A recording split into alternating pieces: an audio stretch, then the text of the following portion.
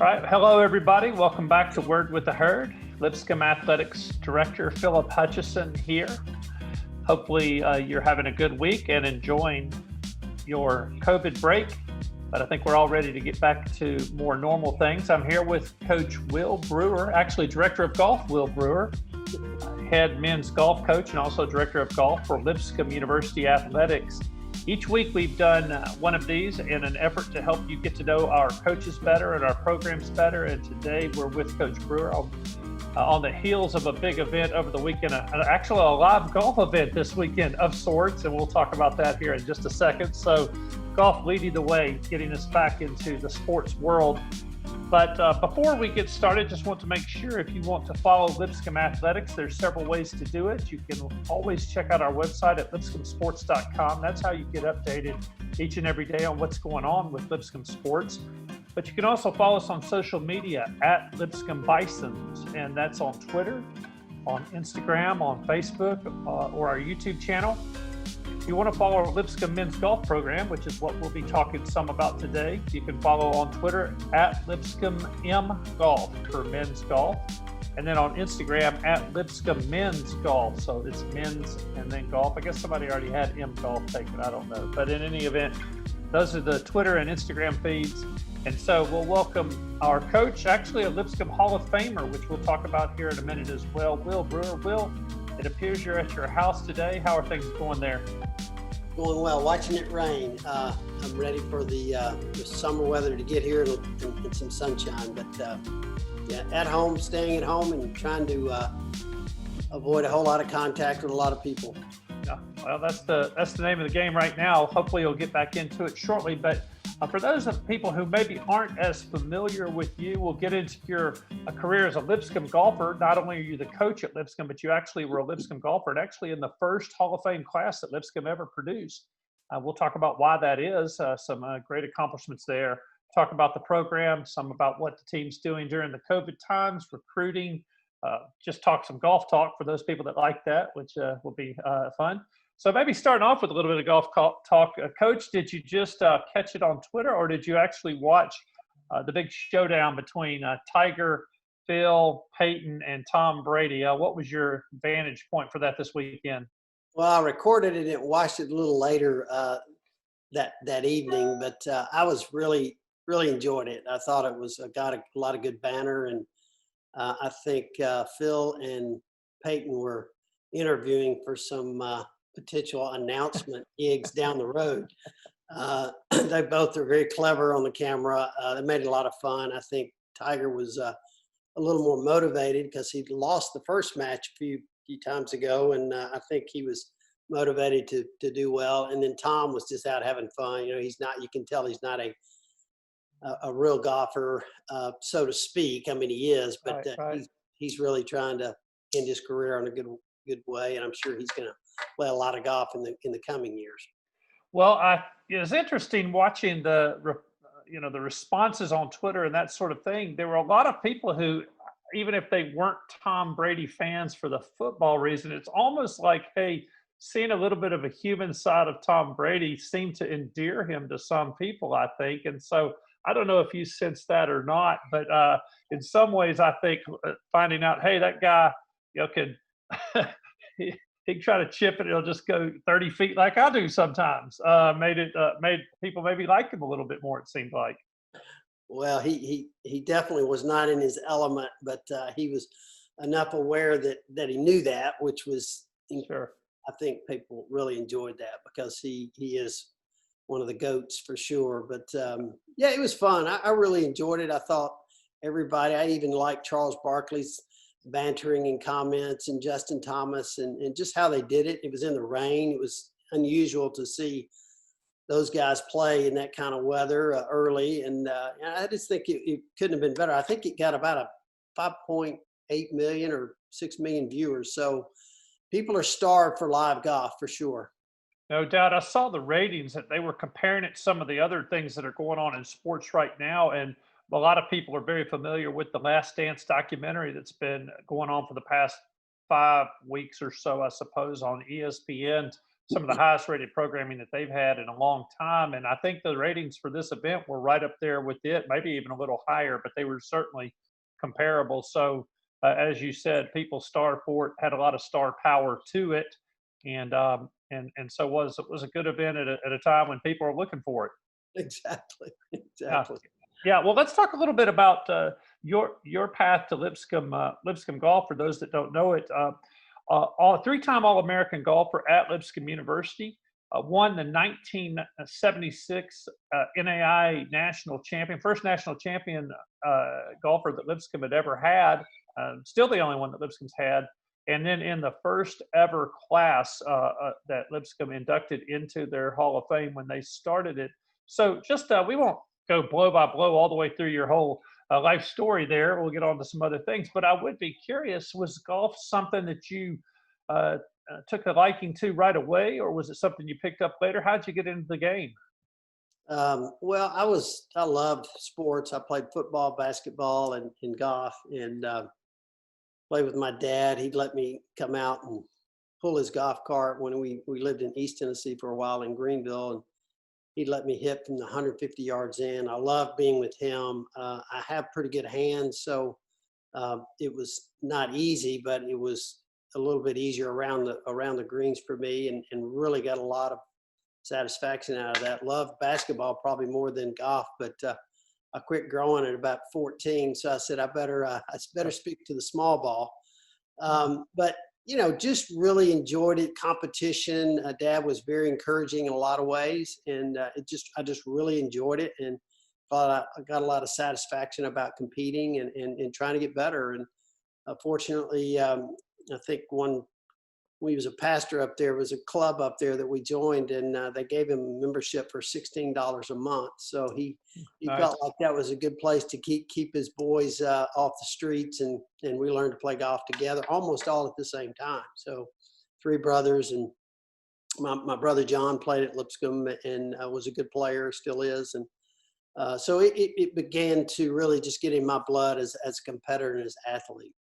So in 1976, you won the national championship, and as legend has it, you were some point playing, hit it into the woods, kind of famous. Not maybe in the woods, that's too strong. Maybe going towards the trees or something. Now, but the legend is, and I don't know if this is true or not. So if it's not true, we'll still do it, but maybe it's just not actually true.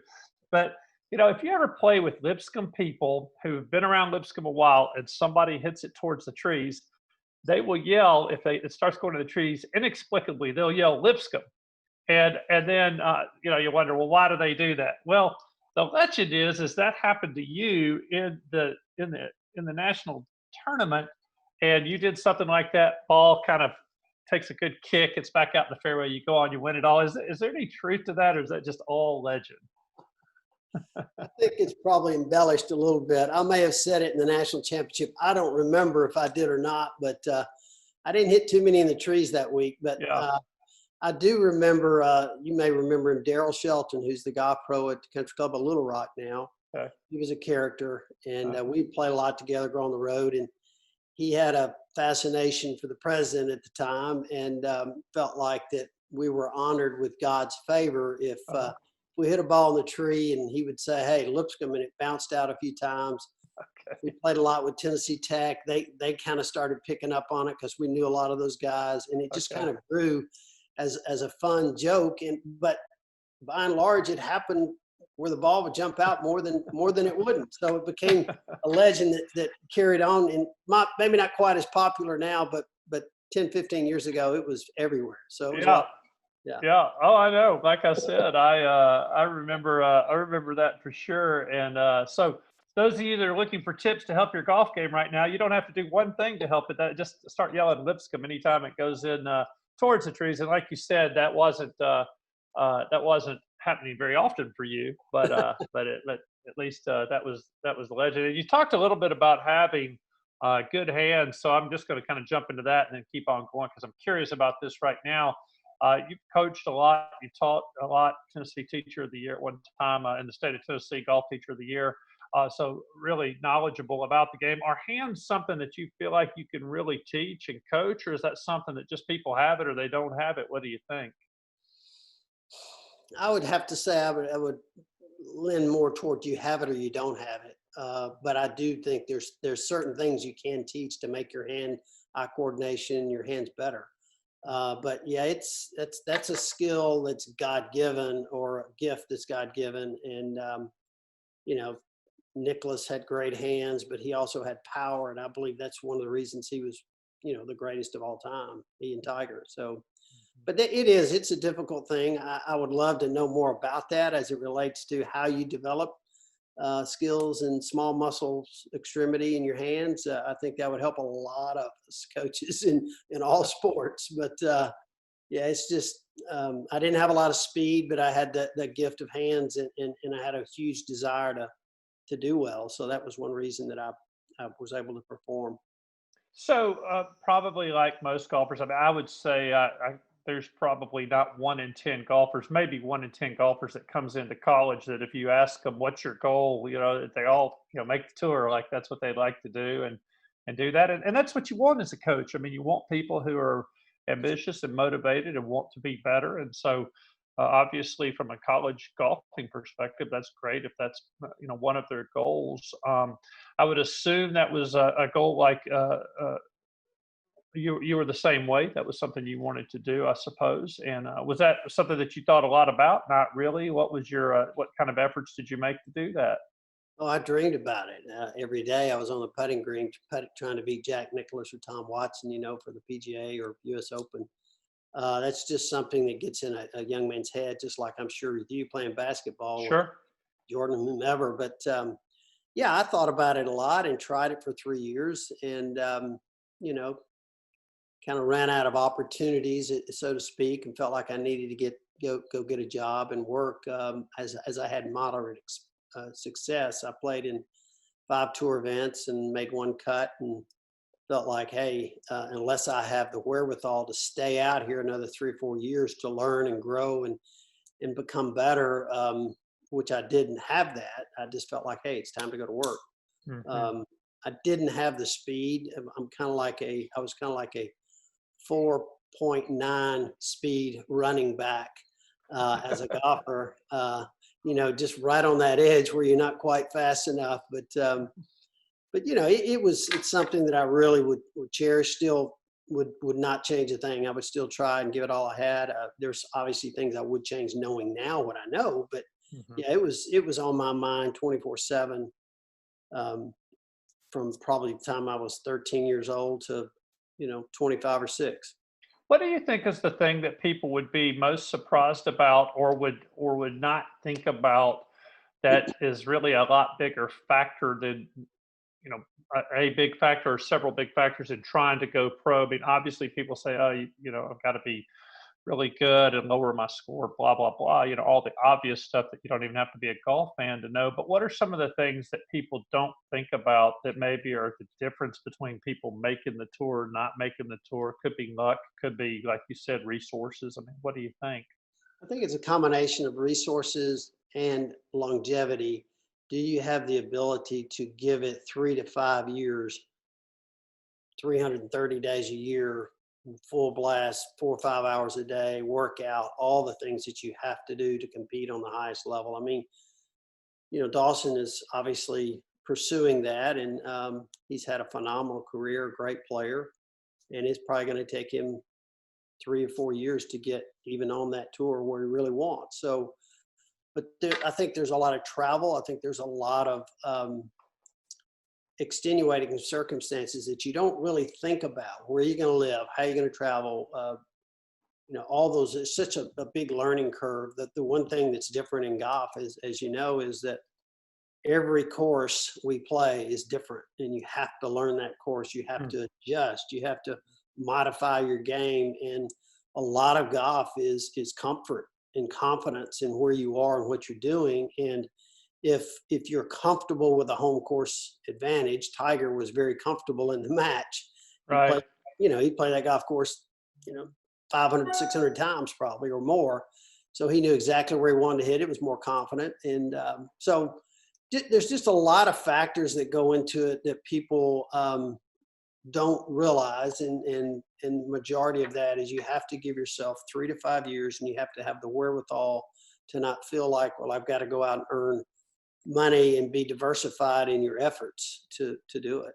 What do you think the cost is per year for the average golfer that's trying to make the tour? Do you have any idea? I know you mentioned earlier, for people who aren't as familiar with our program, you said Dawson Armstrong was a fantastic player for us, surefire Hall of Famer someday when he gets eligible to be in it. We hope will be on the PGA Tour, so All-American golfer, that sort of thing. So for those that were wondering who Dawson might have been, that's who we were talking about. But what do you think these days? What does it cost somebody to try to make a go of it just on average? Well, it depends on what tour you're on. Dawson, who's gone from the Canadian tour, won there, and now he's on the Corn Ferry tour. Every tour you go higher, there's more expense. And I would say if you're counting living at home, a place to play, obviously cars, travel, caddies, I think it's probably $80,000 to $90,000 a year just to do that and have a normal life. I mean, there's no extravagance in that at all. Right. And so it's quite an investment for you or a backer that's trying to help you. So and that's part of the biggest challenge for players that are trying to learn and play. Yeah, and that's you mentioned it there, and a lot of those golfers, that's part of what they have to do. Not only do they have to work on their game, they have to find people who help them try to make it, and so back them or whatever. So it's definitely more than just being good around the green or whatever. I mean, that's definitely part of it, but not all of it. Now, one other question, just personally, then I want to get into talking about Lipscomb golf program a little bit. But you have two sons, Clark and Campbell. They both played college golf. I'm curious. You're a golfer, Hall of Fame golfer, and but there's always that challenge of having children playing a sport. I tell people I have a couple of children that played sports that weren't I played basketball. One that played volleyball, one that played tennis. I think they did it on purpose so that way I couldn't give them any instruction. All I could do is just cheer. So how was that? Were you pretty involved with them golf wise, or did you kind of hand it off to other people, or how did that go for you as a golfing parent? I guess a little bit of both. It's funny, Sarah and I, my wife, would go watch them, and at the time they were pairing our boys on opposite sides of the course, and now they're trying to put families closer together because they know people are following them. But no, we gave them every opportunity in junior golf. I would work with them. I wanted to be a little bit less hands-on as it relates to being their full-time coach because it just can lead to some issues that I didn't want to face with. I took them to a couple of guys down in Texas that I respected a lot and gave them a few tips. But I was involved, but more of just encouragement. If you want to do it, I'm here to help.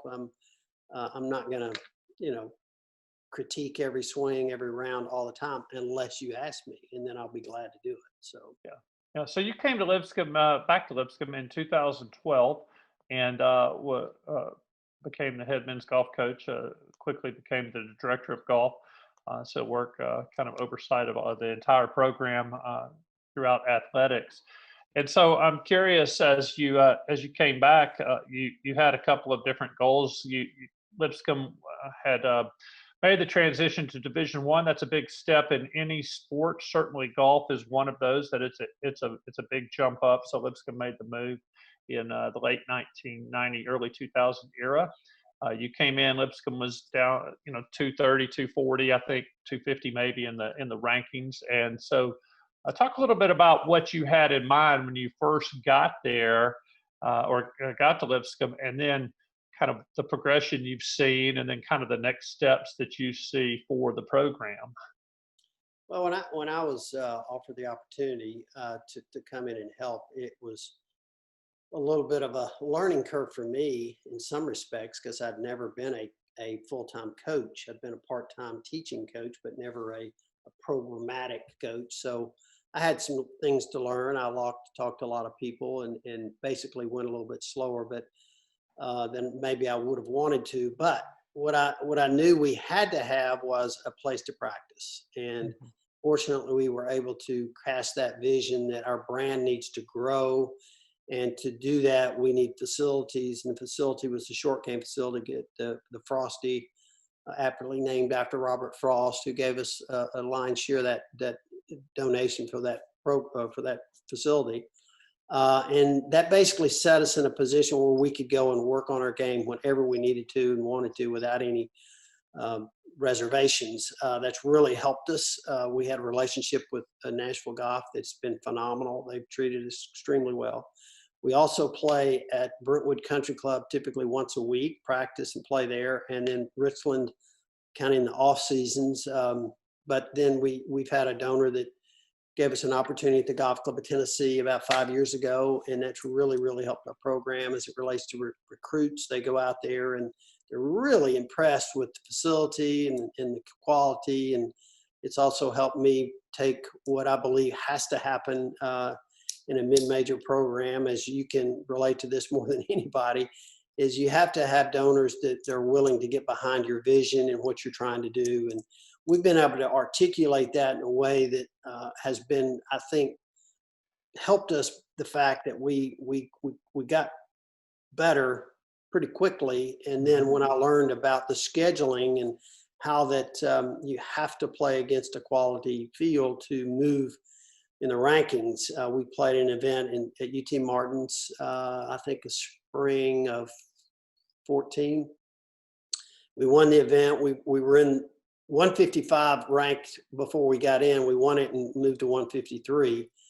And I was just, I was totally. That was kind of a light bulb moment for you right there. Light bulb. I said, what am I doing? And so I began to get on the phone and still do every year. I probably talk to 30, 40 coaches every fall and spring, trying to get our team to get in the events that are higher ranked. And then we had a really good recruiting class the second year and the third year that I was part. And obviously we had a class that came in with Dawson and Eric Ansett and Stoney Crouch and Mikey Fear that really bought into what we were trying to do. And we were trying to be a team that basically has worked hard and understood the value of hard work and how we can improve. And since that time, it's really helped us. But we've got to continue to build a brand. We've got to continue to grow our facilities down the road and to compete.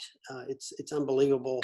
We'll never keep up with the arms race with the bigger teams, but if we have facilities that can share with our recruits, our university is undervalued, in my opinion, across the country. And I think what you're doing, what we're doing at the university, I think is our branding is getting much stronger. And I think years to come, we're going to see a lot of good things. One thing about the Lipscomb Golf is they compete in the ASUN conference. For those that aren't familiar, the ASUN is really spread almost all the way up the East Coast or the southeast and then up the East Coast.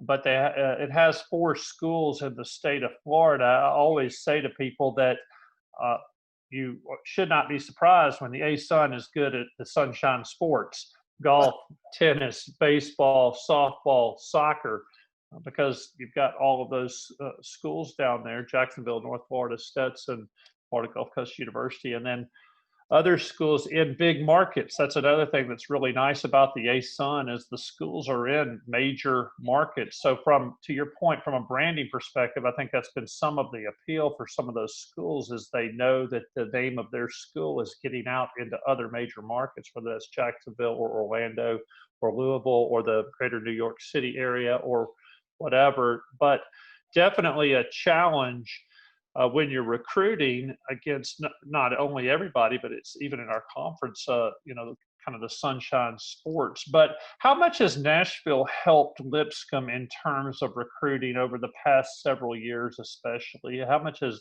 just the Nashville brand helped in your recruiting efforts? Well, I think it's a starting point that people are so attracted to Nashville for a number of reasons. Obviously, the growth, great place to raise a family, a conservative culture, so to speak here, and also it's been all over the the news that Nashville is booming. And so I think young people really appreciate that. I think that's helped Lipscomb. It's helped our program. I think it's just obviously very, very positive for us that Nashville's doing what it's doing. Yeah. So the season gets started, have some success in the fall, have a couple of golfers that really do well for Lipscomb last fall, getting ready for a good spring, make a run towards another NCAA tournament appearance, hopefully. And then the coronavirus steps in. So obviously, very disappointing. Everybody knows kind of the general circumstances involved with that. But what did you see about the team this year that was giving you kind of reason for optimism? And then what can you take in a sport like golf? Maybe nothing. Maybe it's just you start over again. But can you take anything from this season and have some carryover effect in the next year? It's a good question. I think what we saw was the growth that we had, and I won't name, but a couple of guys came in somewhat out of shape and not prepared for summer, and Okay. it basically delayed our best players beginning to play well. We started really playing well early October, although Nolan Ray won his first tournament. He shot 9 under, so that I can't Right. say he played too badly, but had a good first outing. Then we had a poor outing. The second event, which really surprised me. We played one hole 11 over par, Oof. and we went from 5th place to 12th place like that. So Uh-huh. it's kind of eye-opening. But we began to get confidence as we played well at Middle Tennessee State's event. We finished 3rd there, and it just began to roll, and people were getting comfortable. We had Nolan was a new guy, and it takes some time to get comfortable with the new guy, just like a new point guard. You got to know what he's going to do. So we began to gel. We did some things together as a team that helped us with that. We introduced a few new programs that we thought would help the team. We had a good off season. We worked really hard in January. Went on our trip to Jacksonville at Martin Luther King weekend. Had a really good weekend together with everybody. And then we came out of the gate pretty good shape. We were really close to playing very well at the Seabest, and we finished, I think, 6th there, but really strong field. And then we went to Scottsdale for Michigan's event and shot 3 under the last round, and only were defeated by the winning team that day by 1 shot. So I think that gave them a lot of confidence, and we were everybody was coming into their own, all excited. And then obviously the virus came, and it's a very emotional time for every team, I'm sure. But for us, we felt like, and we saw that there was no question we had postseason written all over us. And for us, with our confidence and where we are in SEC land, it's hard for us to get to postseason that often. And but I feel like that we're really growing in that and getting better and learning how to get there. Yeah, yeah. Where do you remember? Do you recall where you were when you heard was where the team was when you heard that what was happening?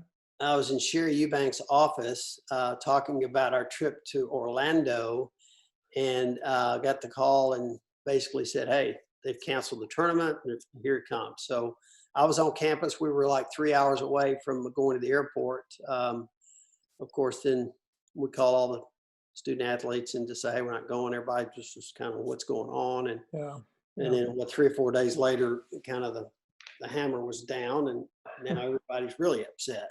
Yeah, yeah.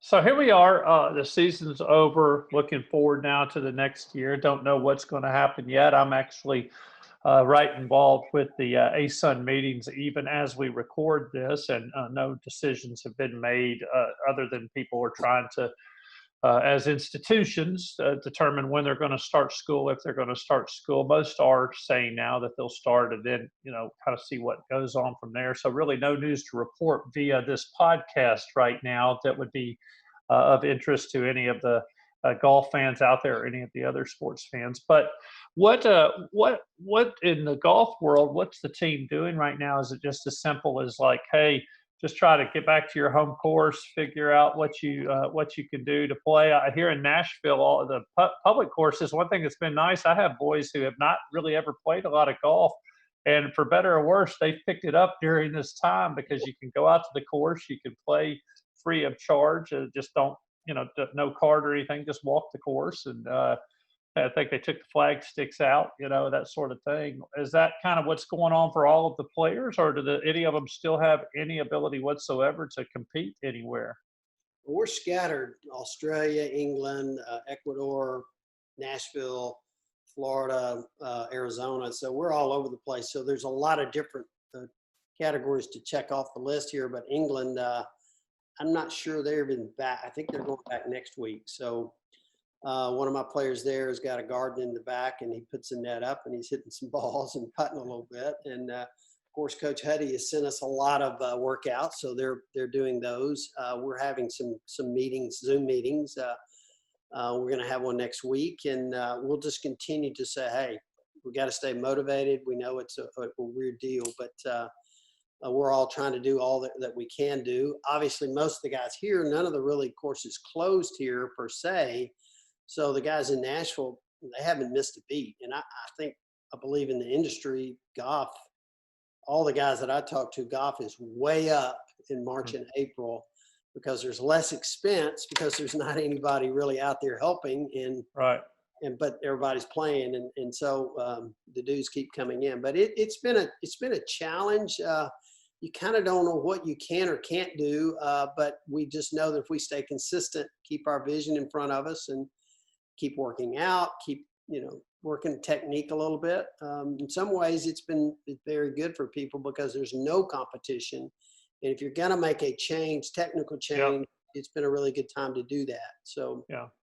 I was just telling somebody the other day, we were talking about basketball. As I said, that's kind of the sport I'm more familiar with, and I was telling them it's a great time for their child to be working on improving her shot, because right now you can get a lot of reps in without the pressure of competition, because certainly if you haven't really ingrained those new habits and muscle memory, the pressure of competition will generally force somebody to revert back to their bad habits. And so you have to really override that for a while.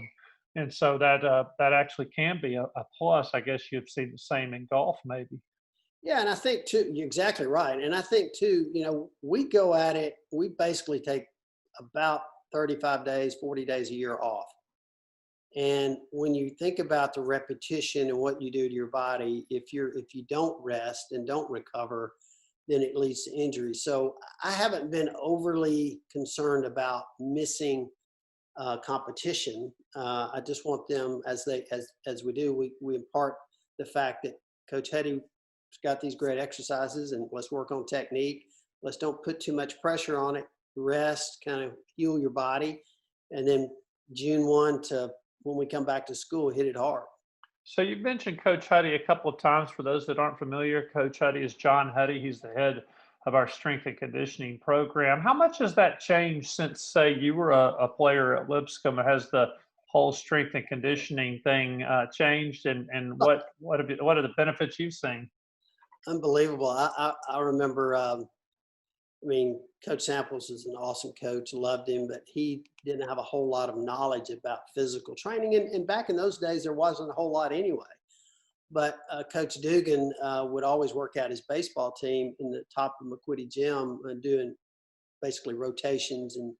And I would go up there and work out with the baseball team, and they all looked at me like I was crazy, but it made me stronger and better. But it's been a phenomenal change in especially the last 20, 25 years. I think more than anything, we've learned so much about the body and the mind that Coach Hutty is Titleist Performance Institute certified. What does that mean?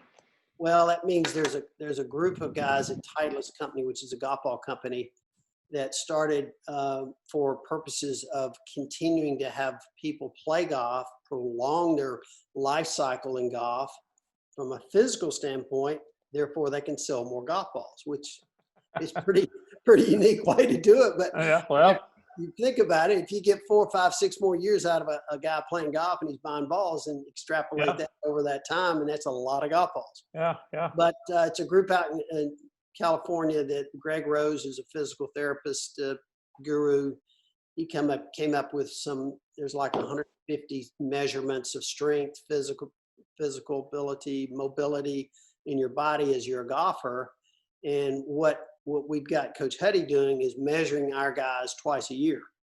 And if there's a problem with flexibility in their subscapular or internal external rotation of the arm or the hip or whatever, he'll focus on that and say, here's what's causing this. We need to move in that direction. He's very knowledgeable in that. And I will say this, a plug for Lipscomb, a plug for Coach Huddy. I had a transfer from a larger school in the SEC, and I asked him the question 6 weeks into it, and he said, the trainers here are better. They care more about us than they do at the other school, and I'm just excited that I'm making progress. Wow. So there's a lot that's been going on. There's so many things that you could get into with that, but we feel confident that everything we're doing with our program as it relates to Coach Huddy's process and how we're trying to train flexibility, strength, and continue to prevent injuries. And with our fueling program that we've got with Antoy and with the fueling station, and all those things, the academics, I think, have just been a tremendous growth. And I wish I would have been doing that in 73, 4, 5, 6, or 7 instead of waiting now, because I think everybody is better. Golf is better. Athletes are better. They're more trained. It's the people ask me, was the game changed? I said, it's metamorphosed into an unbelievable difference. And they say, are players better now? I said, yes. But Will, you had been talking about the changes in the game between when you were playing and now, and you mentioned not only the strength and conditioning program, which is really a big part of it, but the academic part of it, the fact that we have a registered dietitian on staff now, which I'm not thinking you had that back then. Probably more just a stop at the local fast food joint on the way back to the. And that was maybe only if you won, Exactly.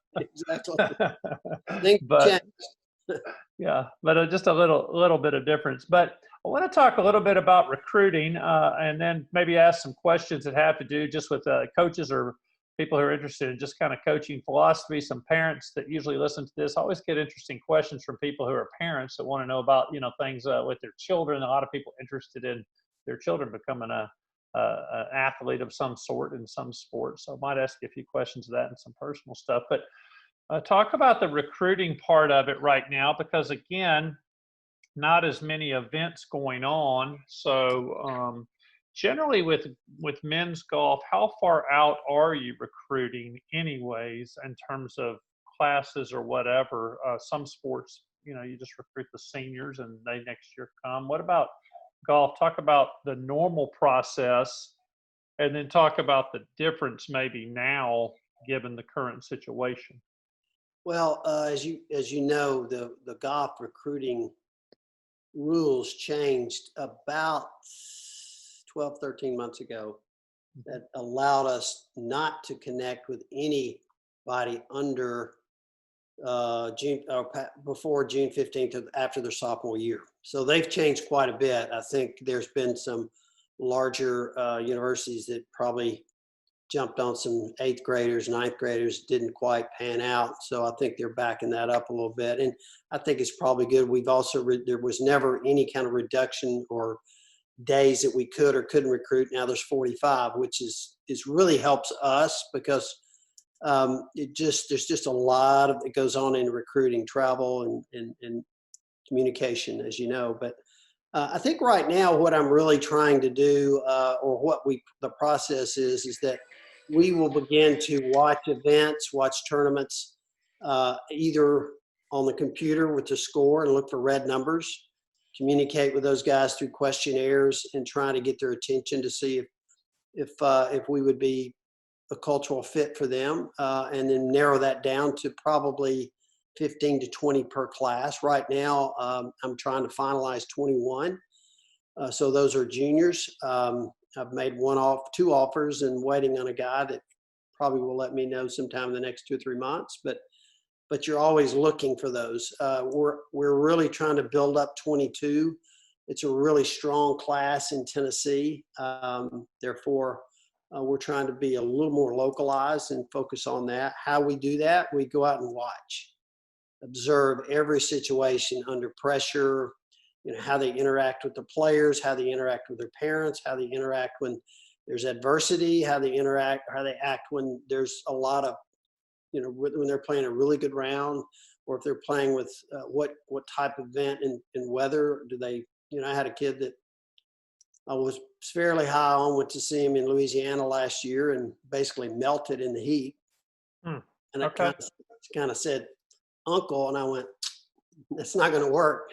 And, Right. Basically, so you eliminate or add to by seeing a lot of players under those situations. We're all, the value that we have at the university is we're such a strong academic university too. So we're looking at for a lot of things. Character, talent is a given. Grit, work ethic, academics. Do you fit our culture? Are you a team player? Do you want to seek to play golf on the highest level? Are you willing to work hard and smart? So that's kind of what we do. And we don't always get it right, but we feel like we've got a pretty good system now going.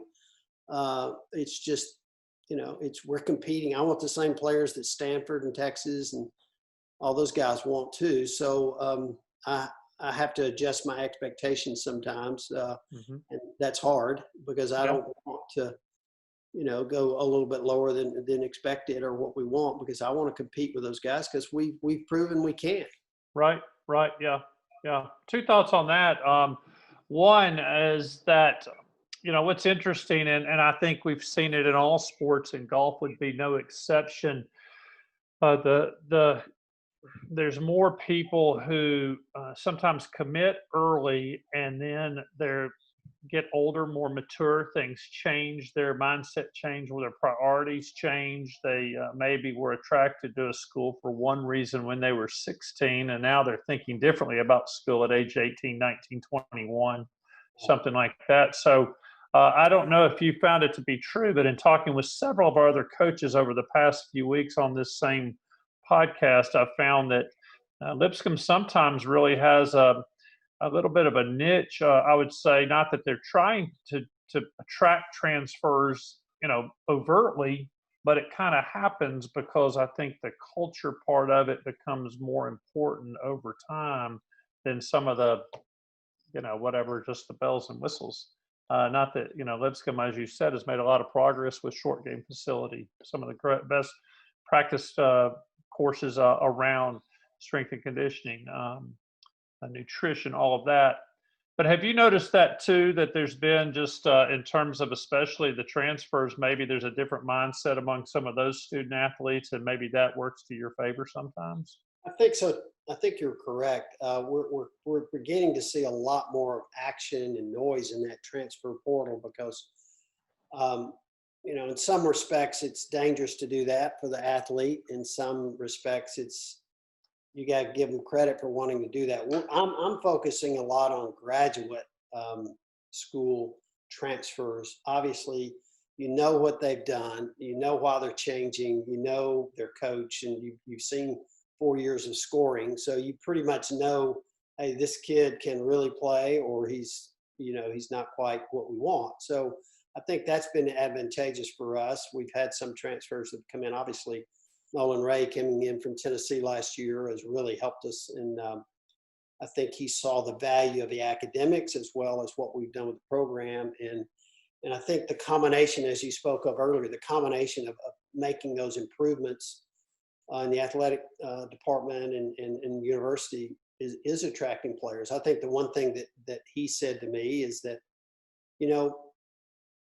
5 years ago, if I'd have known what was here, I probably wouldn't have made that choice to go somewhere else. And I think the value of what we're doing just needs to be heard, and just it needs to be known. And that's hard with a lot of noise. There's just so much noise. There's so many players that want to go to, Georgias and Alabamas and Auburns, and I don't blame them. They've got good programs, and good coaches, but there is an alternative and we're trying to chip away at the person who would fit better here than maybe at a larger school, and that's something we ask a lot of our recruits, that, hey, here's what our culture is and here's what we're doing.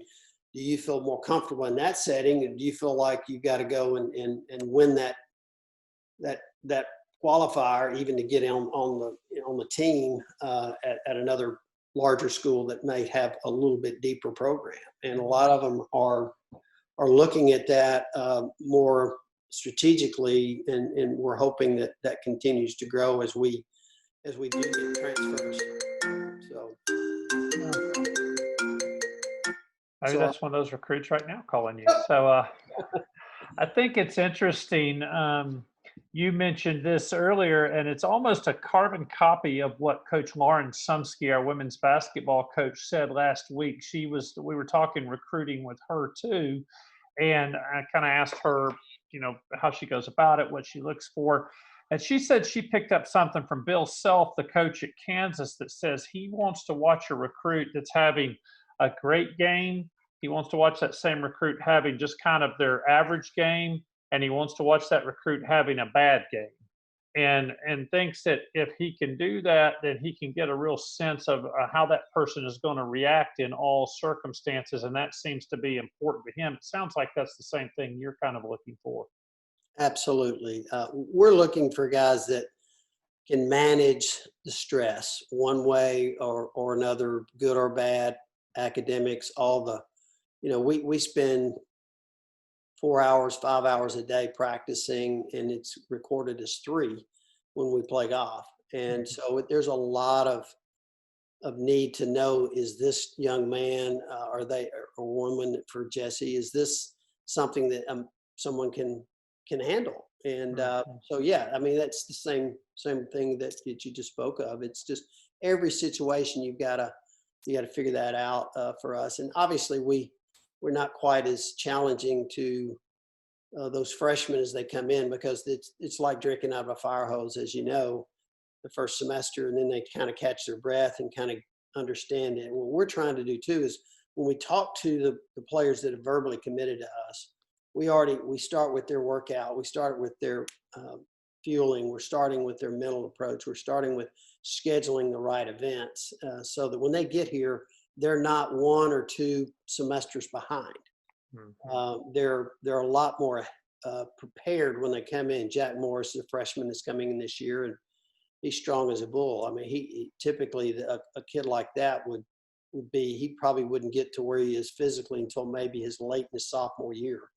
And people don't look at golf so much as a physical sport, but when you're carrying that 20-pound bag for 36 holes for 10 hours a day, and it's 85, 90 degrees, and you're trying to compete and trying to concentrate on those every shot, then it's mentally and physically draining. And we get back in the room and have a quick bite to eat and a team meeting, and sometimes they're in bed at 8:30 at night, and we're back up at 5:30 or 6 in the morning, because it's exhausting, or can be.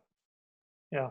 Well, last thing on recruiting, then I want to move on to just some other kind of quick hitters as we kind of come down the stretch here. So on the recruiting front, different sports have, things they look for off the course or off the court or field or whatever.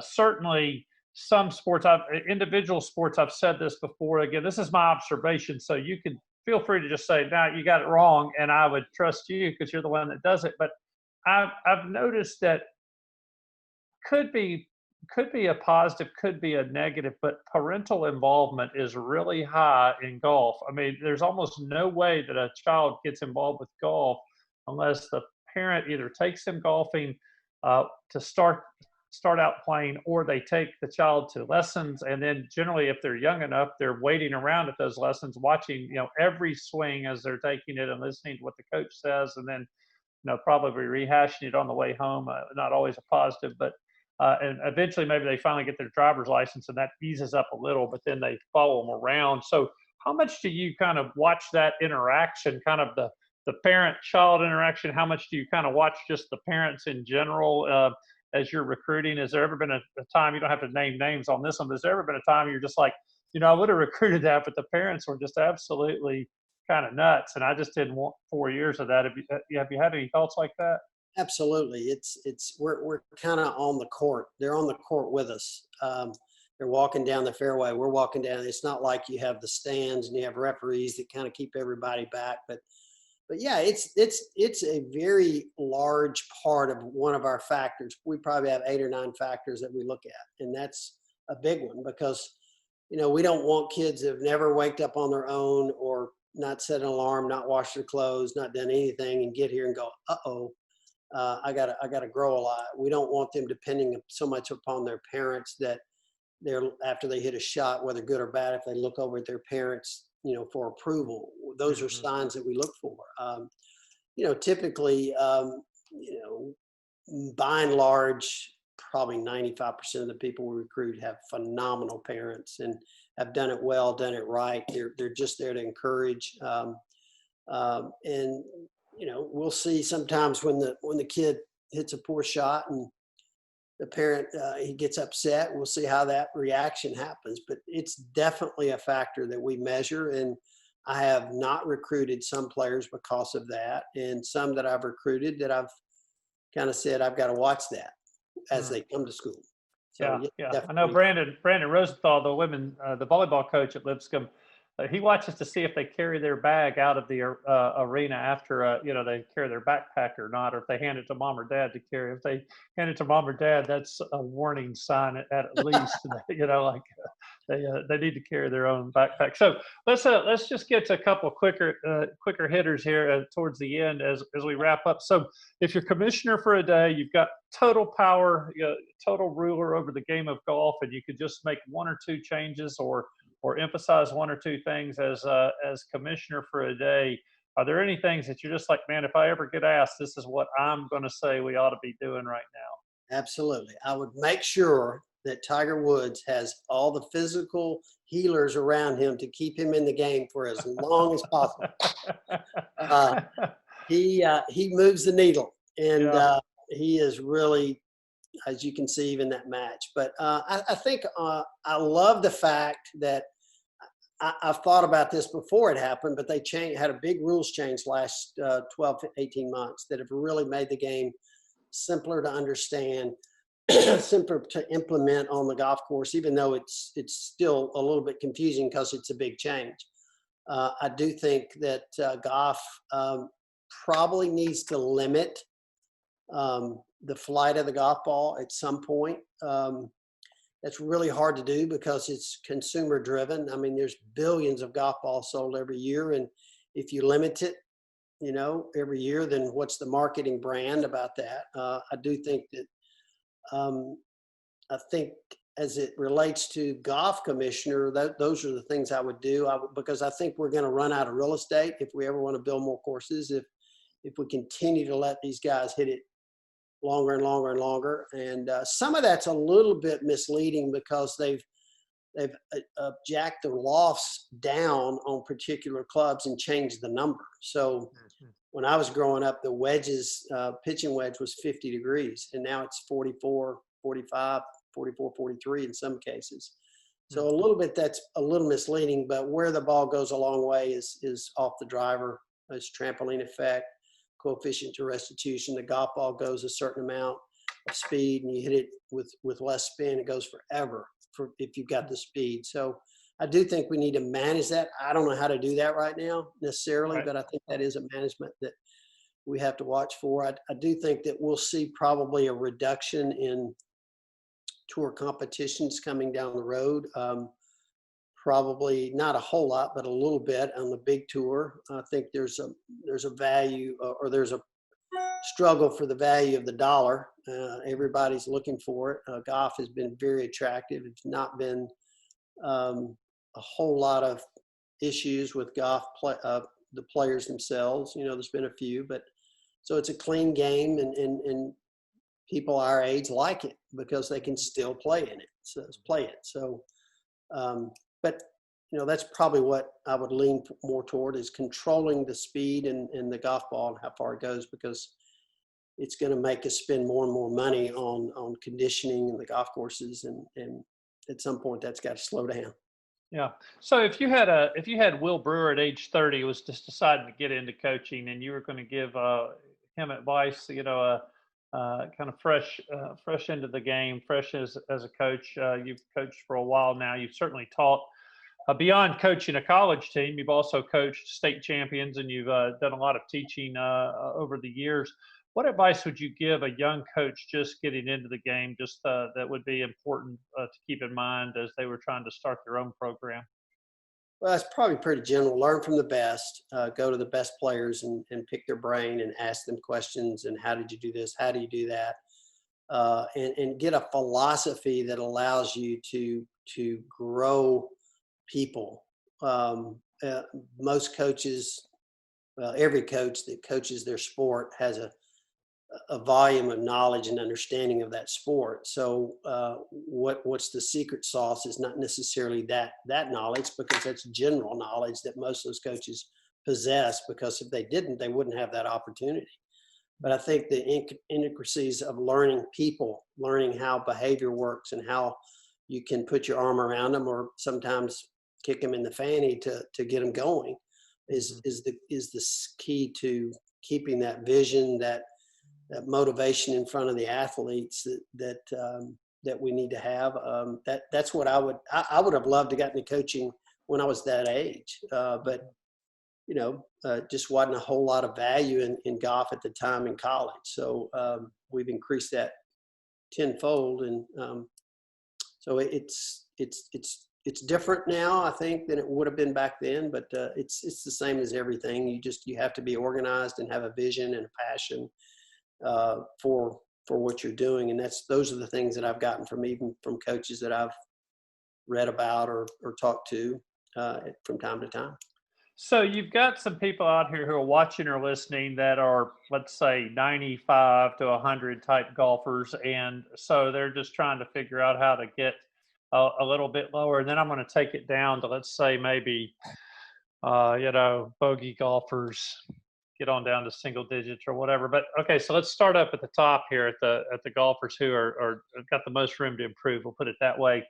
Do you have any let's say they could practice, once a week or something, just a little bit, and maybe play every other week or something. So that's kind of the amount of work that they have to be able to put into it. Is there any one thing that you could say, hey, if you could just work on this, or if you could just do this, you could make the most improvement in the least amount of time, given kind of the quality golfer you are right now? Is there anything that you could give advice on like that? Sure. I think what I would do if somebody came to me and said, hey, I'm 60 or 50 years old, whatever, and I want to learn to play, I'd say, okay, first of all, we're going to start close to the hole. We're going to start with putting 3-4 footers, knowing how to do that. Then we're going to advance to chipping and pitching, and learn the club ball contact feel and what it's supposed to look like, feel like, and what you're trying to do, even before you even get to the big swing. As we would evolve to that, then we would go to 100 yards, 150, and then we'd work our way up to the driver. And then you'd go out, before you went on the golf course, you'd go with them and show them what's important, why you do this, what's the strategy. That's probably more for 190 shooters. Typically 100 shooters is a guy that's never really played and doesn't know anything about it.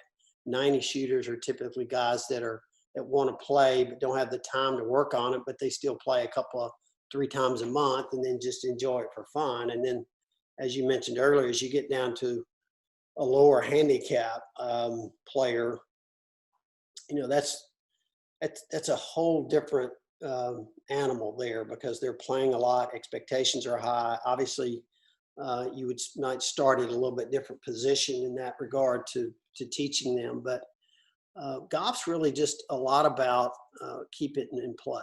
And if you can get to minimize their mistakes from right to left, from 60 yards to 45 or 40, they can play most courses. And then if you minimize the speed on a putt, if you're putting from 30 feet, the best you can do is within 8 or 9 feet of that from 30 feet. If you can get that down to 3 feet, minimal.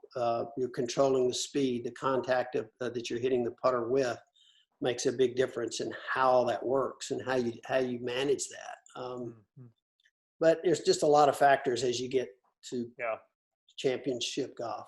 Yeah. So you've mentioned, we'll kind of wind down here and just kind of a few of your things you like related to golf or sports or other. But so you've mentioned Tiger, sound like a big Tiger fan. You mentioned Jack, obviously, to the legends. Are there any other golfers that maybe aren't Tiger or Jack, but maybe golfers that you really particularly like to watch just because, for whatever reason, maybe you can even say why you like to watch them. Are there any golfers that are particular favorites of yours?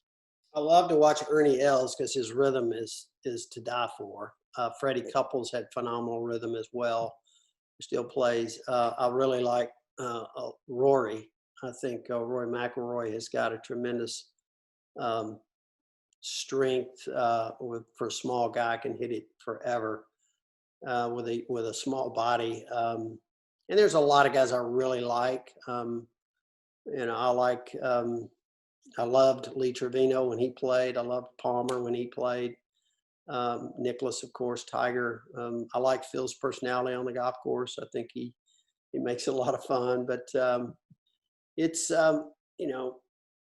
there's just a lot of different personalities out there. Which pro would be the hardest one for you to coach, just watching their game and just kind of the way they go, that would maybe cause you to pull your hair out the most if you had to actually coach that person on your college team, do you think? Probably John Rahm. John Rahm is a player out of ASU that's from Spain that we were over recruiting in Europe, and we happened to go one day to the British Open two summers ago, and we saw him play. And he's such a good player, but he got so emotional with his game that he couldn't finish. I think he's since really worked on that. Obviously, I think he's ranked 3rd or 4th in the world right now, so he's got control of it. But with these guys, there's only a few things you're going to be able to tell the top 15, 20 guys in the world. Most of it's mental. Most of it is just a little tweak here, a tweak there. I mean, they've figured it out. They know how to do it. And but I think the emotional part of a player would probably be the hardest thing to coach. Yeah. Yeah. So is there any course that you've not played yet that you've just kind of your bucket list, or have you hit all the ones that you'd ever have wanted to hit? No, I haven't hit Pine Valley. I've been invited like 5 times, and for whatever reason, extenuating circumstances, I've never been able to go play it. I would love to play Pine Valley. I've never been to Bandon Dunes. They have 5 courses out there that are supposed to be spectacular. But I've played I've been fortunate to play a lot of the really good golf courses. So I also want to go play Peachtree in Georgia. Here it's a lot like Augusta National in Atlanta. And I'm trying to work out that opportunity while we're kind of in the COVID hold right now. I don't know if that'll work out, but I hope so. Yeah, well, we got some people listening, so maybe some connections there. Is there any one course that you've just, you've said, that just lived up to everything I thought it would live up to, like you went to, and it actually just was everything you thought it would be? Well, Pebble Beach, I took some donors out last December, and I played it before, but we had a spectacular day. It was like 60 degrees. The wind was blowing about 3 miles an hour, and there wasn't a cloud in the sky. And if you're looking out over God's creation at Pebble Beach, that's going to be the course in heaven, I think, because everything's already set up for it now. It's just a breathtakingly beautiful, and everywhere you look looks like a postcard. Cypress Point's out there as well. We played that, and it's equally as beautiful, just not quite as magnificently grand, because their views on the ocean are a little bit different. So those 2 are my favorite, probably 2 to play. Hard to get on, but I've been fortunate and enjoyed playing those for sure.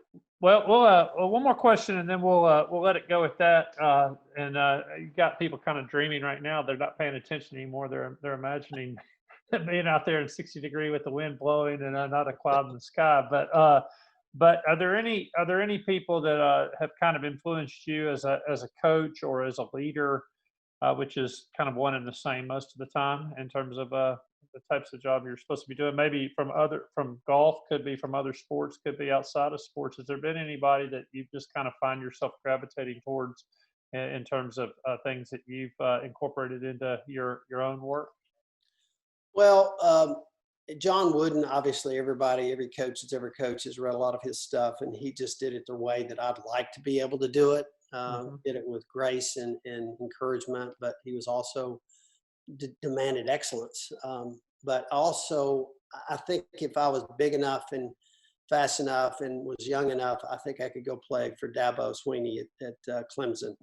I love that guy. He's always positive. He's always upfront. He's always encouraging you, but he's also making you really, do what you need to do. And obviously winning national championships, so he's done quite well. But my hero, probably my granddad, Charles R. Brewer, who was a minister, teacher, philosopher, Hebrew, Greek, he knew everything, wrote plays, acted in plays, wrote poems.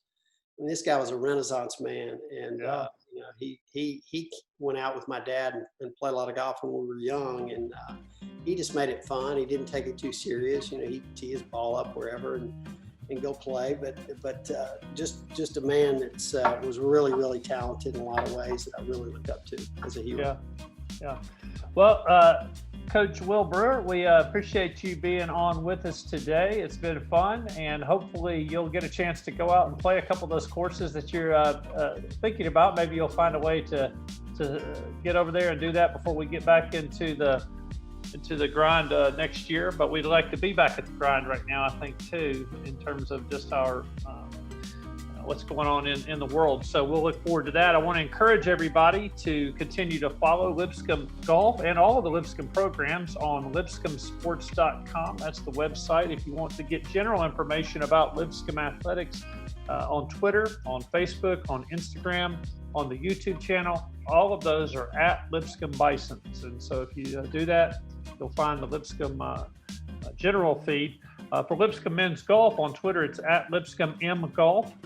For men's golf, and then on Instagram it's Lipscomb Men's Golf. So you can find either one of those pretty easily if you just hit the search function, and you can keep up with what's going on with the team and a lot of other fun stuff. If you have any comments or questions about this or anything that we're doing, things you'd like to hear or see, email athletics@lipscomb.edu. athletics@lipscomb.edu. That's a general mail feed that will give us your feedback, and we'd love to have it. And certainly, again, Coach, we're glad to have you on here. Hope you and Sarah stay safe, and we'll look forward to cheering on Lipscomb Men's Golf in 2021. Let's go. Thank you.